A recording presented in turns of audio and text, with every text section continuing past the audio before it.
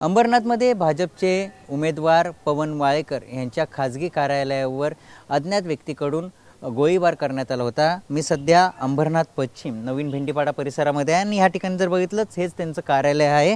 या ठिकाणी बुधवारी रात्री 12:15 वाजता दोन अज्ञात व्यक्ती हे दुचाकीवरून आले होते आणि तब्बल 6 राऊंड या ठिकाणी फायर करण्यात आली होती आणि त्या गोळीबारामध्ये त्यांचं जे कार्यालय आहे ते कार्यालयाची जी दरवाजा आहे काचेचा, तो काचेचा दरवाजाला गोळी लागल्यानंतर त्या काचेचा काच फुटली गेलेली आहेत आणि सध्या घटनास्थळी अंबरनाथ आणि बदलापूर पोलीस असेल, गुन्हे शाखेचं पथक असेल आणि फॉरेन्सिक टीम या ठिकाणी दाखल झाले आहेत। सध्या या ठिकाणी तपासणी सुरू केलेली आहे। काल देखील मध्यरात्री याच टीमने या ठिकाणी येऊन या ठिकाणची पाहणी केली होती।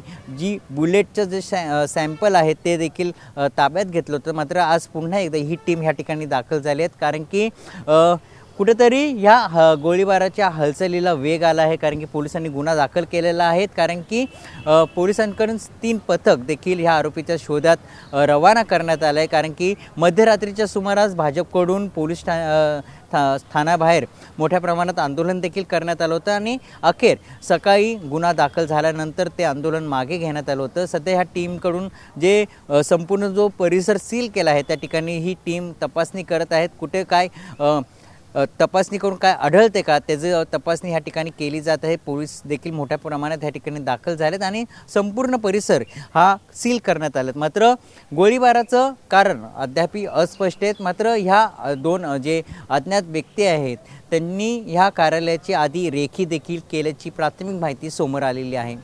कॅमेरामन प्रणितसह मयूर जाधव, TV9 मराठी, अंबरनाथ।